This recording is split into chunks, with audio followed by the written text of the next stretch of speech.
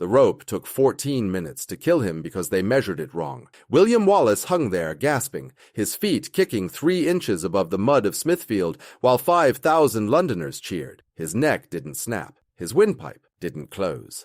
Instead, he strangled slowly, consciously, deliberately, because this wasn't supposed to be death. It was supposed to be the opening act. When they cut him down, his heart was still beating. His eyes were still open. And he was about to endure the most calculated torture session in medieval history, designed not just to kill him, but to erase the very idea that anyone could stand against the English crown. This was August the 23rd, 1305. The man hanging from that rope had once commanded armies, defeated English knights, and declared himself guardian of Scotland. But now William Wallace was naked, broken, and about to become the centerpiece of a public horror show that would last for hours. The English didn't just want him dead. They wanted to prove that rebellion was not heroic. It was suicide. And later, I'll show you exactly how this backfired so spectacularly that it destroyed the very empire that ordered his death. But first, you need to understand what they actually did to him, because the version you know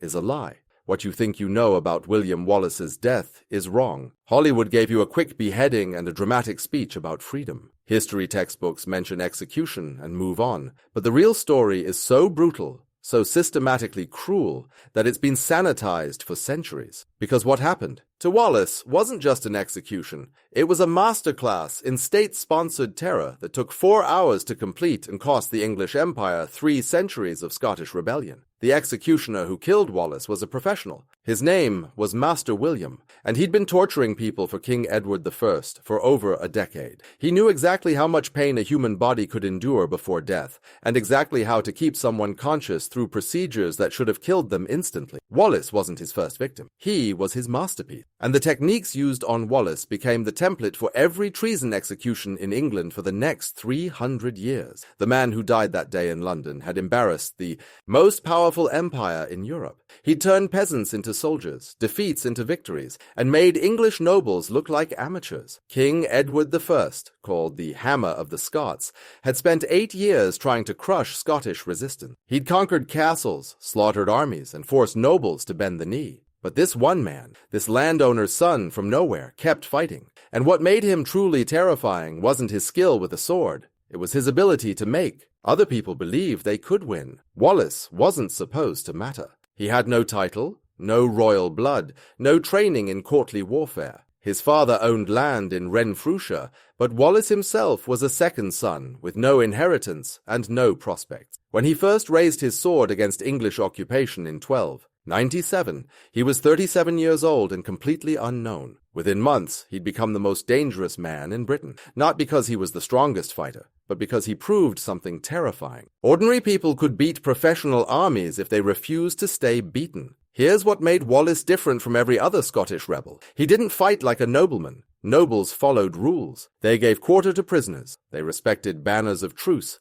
They fought according to the codes of chivalry that had governed warfare for centuries. Wallace threw all of that out. He fought to win, not to look honorable. He used ambushes, night attacks, poison, and psychological warfare that left English commanders completely unprepared. At the Battle of Stirling Bridge, Wallace took 4,000 Scots, most of them farmers and craftsmen, and destroyed a force of English knights, twice their size. But here's the part that made English nobles lose sleep. Wallace didn't win through luck or superior numbers. He won through tactics so unconventional they bordered on genius. The English had to cross a narrow bridge to reach the Scottish army. Any competent commander would have let them cross completely, then attacked. Wallace did the opposite. He let exactly half the English force cross, then attacked while they were split by the river, unable to support each other. The English cavalry, trained since childhood for war, got slaughtered by men who'd learned to fight by surviving. Scottish farmers used farm tools as weapons, billhooks that could drag a knight from his horse,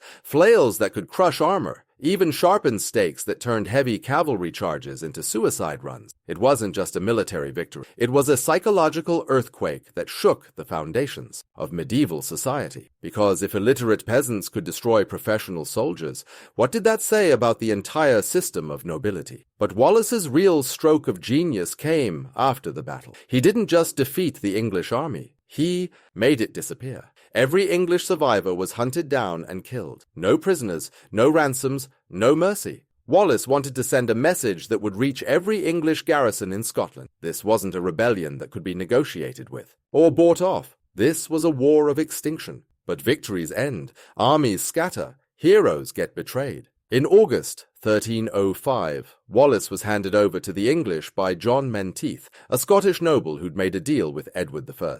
The price for Wallace's capture was land, titles, and safety. Menteith got estates worth over £10,000. More money than most people would see in 10 lifetimes. The price Wallace would pay was everything. But here's what makes the betrayal even worse. Menteith had fought alongside Wallace at Stirling Bridge. He'd shared meals with him, planned battles with him, called him brother. Medieval warfare was brutal, but betraying someone who trusted you was considered the worst possible sin. When the English finally got their hands on William Wallace, they didn't rush to kill him. They planned. For months, Edward I and his advisors designed an execution so elaborate, so deliberately horrifying, that it would become the template for treason punishments for the next 300 years. This wasn't justice. It was theater. And Wallace was about to become the star of the most sadistic performance in British history. The planning involved experts. Medieval England had professional torturers who understood human anatomy better than most doctors. They knew which organs could be removed without causing immediate death, which bones could be broken without preventing consciousness, which wounds would bleed enough to weaken, but not enough to kill. Wallace's execution was designed by committee, refined through consultation, and rehearsed on other prisoners until they got it perfect. The journey from Scotland to London took weeks. Wallace was dragged behind horses, displayed in town squares, and paraded through streets like a captured animal. But the route wasn't chosen for convenience. It was designed for maximum humiliation. Every major town between Scotland and London got to see the mighty William Wallace reduced to a broken, filthy prisoner. The English made sure he was fed just enough to stay alive, but not enough to maintain strength. He was given water mixed with salt to increase his thirst. He was kept awake at night with torches and noise. By the time he reached the Tower of London, his body was covered in cuts, bruises, and infection. But his mind was intact. That was crucial, because what the English had planned required Wallace to be conscious, aware, and able to understand exactly what was happening to him. The psychological torture started before the physical torture. In the Tower of London, Wallace was kept in a cell that had previously held other Scottish nobles who'd been executed for treason. The walls were covered with messages carved by previous prisoners. Final words, prayers, desperate pleas for mercy that had never come. Wallace could read Latin, so he understood every word. The English wanted him to know exactly what happened to Scottish rebels. They wanted him to spend his final days surrounded by the ghosts of everyone who'd tried to resist before him. The trial was a joke. Wallace stood before a panel of English judges who'd already written his death sentence.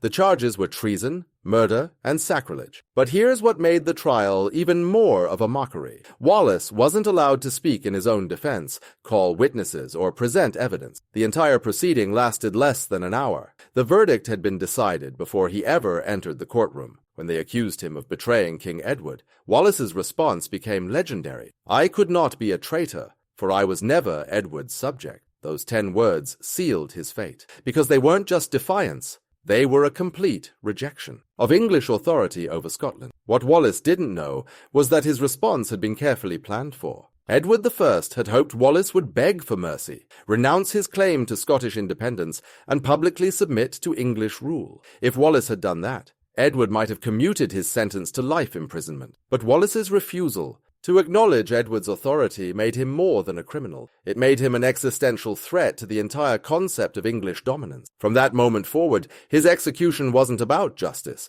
It was about proving that defiance leads to obliteration. The sentence wasn't death. It was systematic destruction. Wallace would be hanged until nearly dead, then cut down while still breathing. His genitals would be sliced off and burned in front of him. His stomach would be opened, and his intestines pulled out while his heart still beat. Only then would he be beheaded and cut into quarters. Each piece of his body would be sent to a different city and nailed up as a warning. This wasn't medieval barbarism. It was calculated psychological warfare designed to break the will of an entire people. The morning of August the 23rd, 1305, started with dragging. Wallace was tied to the back of a horse, and pulled through the streets of London from the Tower to Smithfield. The route took 2 hours, not because of distance, but because the crowds were massive. People lined every street, throwing garbage, shouting insults, and treating his agony like entertainment. But here's what makes it even more twisted. Many of the people in that crowd were Scottish merchants and workers living in London. They'd been ordered by the city authorities to attend and participate in humiliating their own countrymen. Anyone who refused faced arrest for sedition.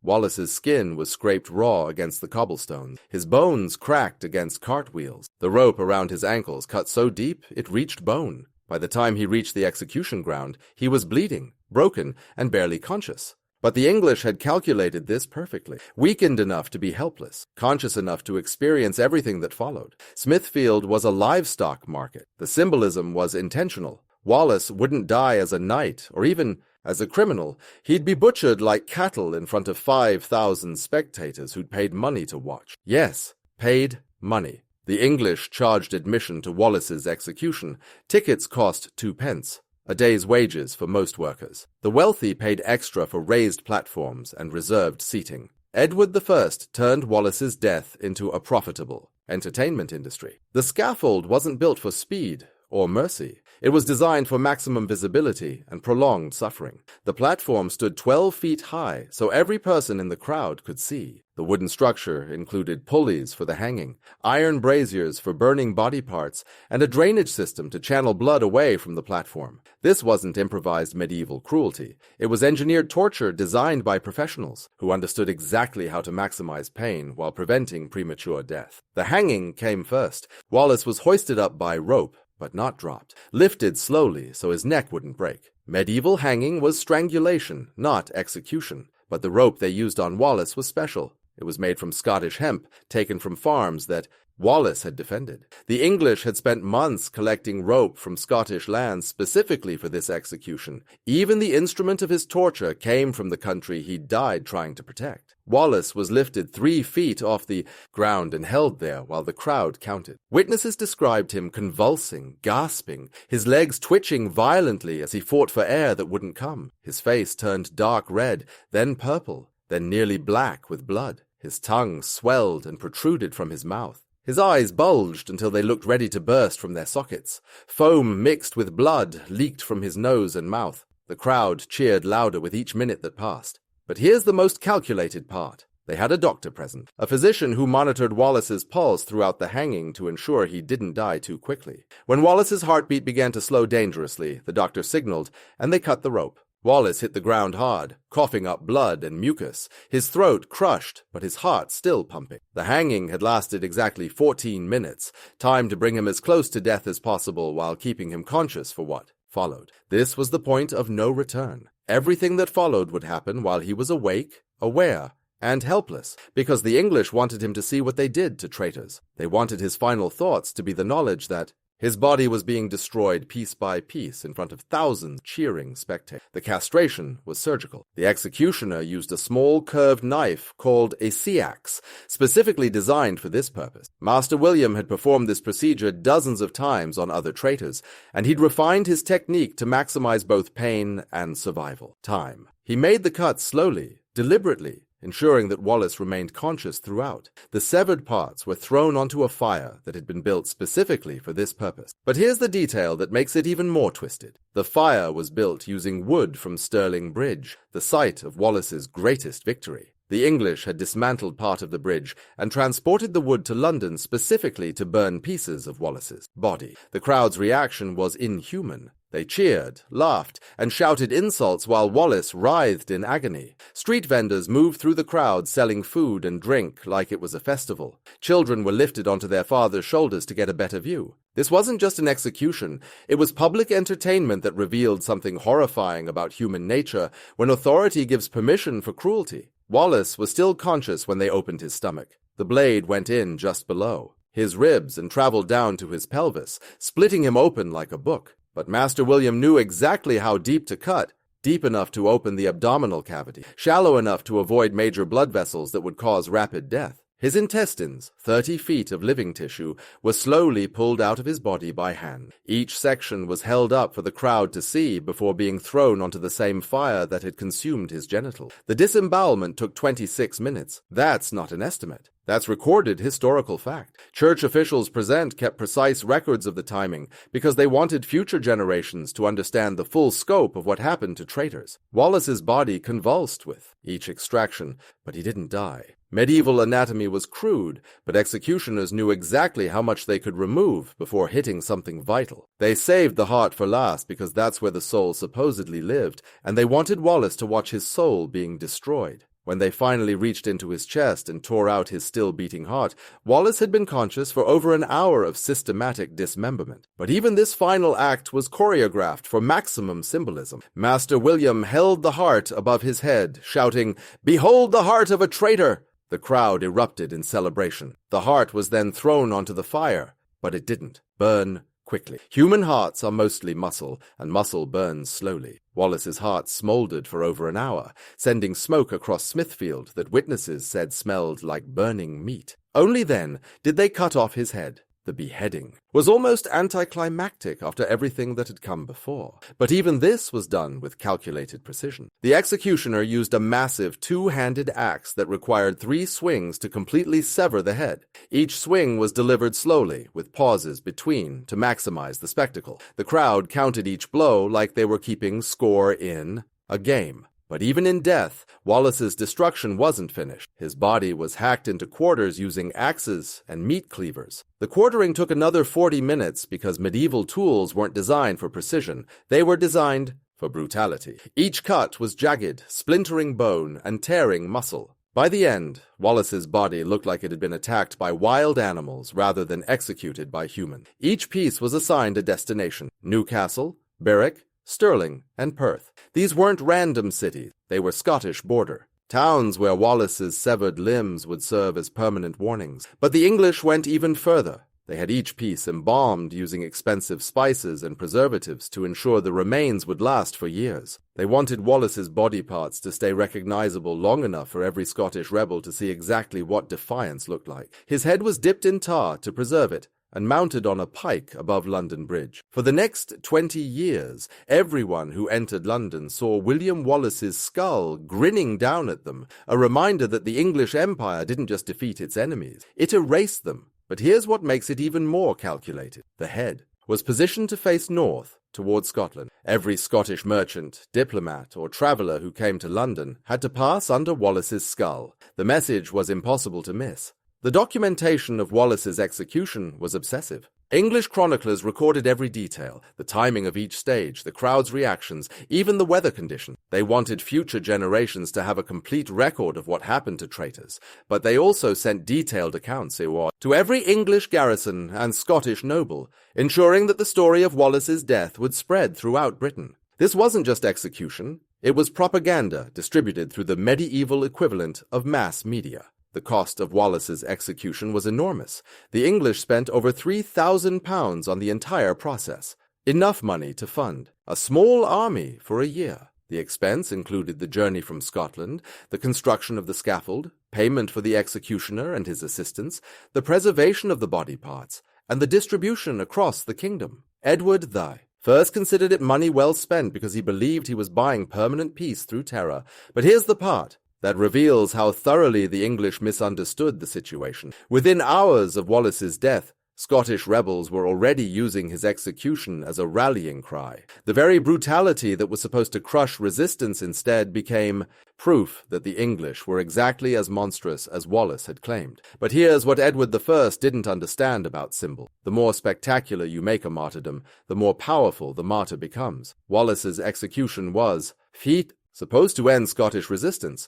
Instead, it became the defining moment that united Scotland against English rule. Within a year of his death, Robert the Bruce had declared himself King of Scotland. Within 7 years, Scotland had won its independence at the Battle of Bannockburn. And here's where the story gets truly insane. I'm about to show you exactly how Wallace's death destroyed the very empire that killed him. The first crack appeared within months. Scottish nobles, who had previously submitted to English rule, suddenly began openly supporting rebellion. The Earl of Carrick, who had been Edward's ally, switched sides and joined Robert the Bruce. The Earl of Lennox, who had helped capture Wallace, publicly renounced his allegiance to England, the execution that was supposed to terrorize the Scottish. Nobility into permanent submission instead convinced them that English rule meant death, regardless of loyalty. But the real damage went deeper than politics. It went to the core of medieval legitimacy. Medieval kings ruled through a combination of force and consent. Their subjects had to believe that the king's authority was divinely ordained and morally justified. Wallace's execution shattered that belief for millions of people, because if the English crown could torture a man for 4 hours in front of cheering crowds, what did that say about their claim to moral authority? The psychological impact spread far beyond Scotland. Irish rebels began using Wallace's name as a battle cry. Welsh resistance fighters started calling themselves Wallace's men. Even in England, common people began questioning a system that could produce such calculated cruelty. The execution that was meant to demonstrate English power instead revealed English weakness. The weakness of an empire so threatened by one man that it had to torture him to death in front of thousands. Within 2 years of Wallace's execution, Edward I was dead. Officially, he died of natural causes while marching north to crush yet another Scottish rebellion. But contemporary accounts suggest he was consumed by rage and frustration over his inability to completely crush Scottish resistance despite Wallace's death. His final words were reportedly, "Carry my bones before you when you march against the Scots."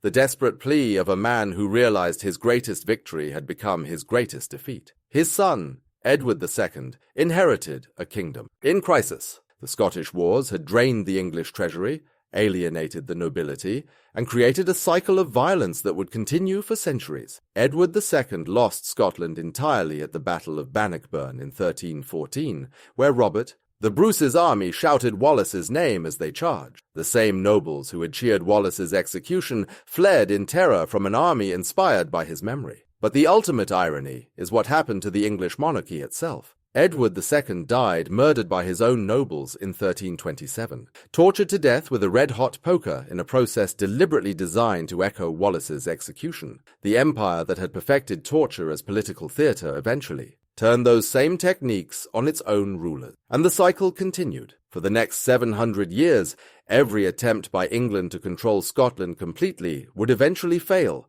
often triggering resistance that traced its inspiration. Back to William Wallace. The execution that was supposed to end Scottish independence instead created a symbol so powerful that it outlasted every empire that tried to suppress it. The man they tried to erase became immortal, not because of how he lived, but because of how he died. Every piece of his body that the English scattered across their empire became a rallying point for rebellion. The head that rotted on London Bridge became a symbol of defiance that outlasted the empire that killed him. The limbs that were nailed to Scottish castle gates became shrines where rebels gathered to swear vengeance against English rule. Wallace's execution revealed something crucial about power. Torture only works if people believe resistance is hopeless. But when you turn a rebel into a martyr, when you make his death so horrible that it becomes legendary, you don't crush resistance, you justify it. You prove that the empire is exactly as monstrous as the rebels claimed, and you create a symbol so powerful that it can survive any amount of suppression. The English spent 14 minutes strangling William Wallace, 4 hours dismembering him, and 20 years displaying his remains. But they spent the next 3 centuries trying to erase the memory of what they'd done. Because the real truth about Wallace's execution isn't that it was brutal. Medieval executions were always brutal. The truth is that it backfired so completely that it became a textbook example of how not to deal with political resistance. King Edward I died 2 years later, still fighting Scottish rebels inspired by Wallace's memory. His son, Edward II, lost Scotland entirely and died murdered by his own nobles who used the same torture techniques that had been perfected on Wallace. The English Empire that seemed so permanent, so powerful, so capable of crushing anyone who opposed it, spent the next 700 years dealing with Scottish independence movements that traced their inspiration back to one moment. The day they tortured William Wallace to death and accidentally created the most powerful symbol of resistance in British history. The execution that was supposed to last 4 hours created consequences that lasted 4 centuries. Every English attempt to completely control Scotland failed. Every torture session designed to break Scottish resistance instead strengthened it. Every display of English power became proof of English brutality. Wallace's death didn't end the Scottish Wars of Independence. It guaranteed they would continue until Scotland was free. In 1707,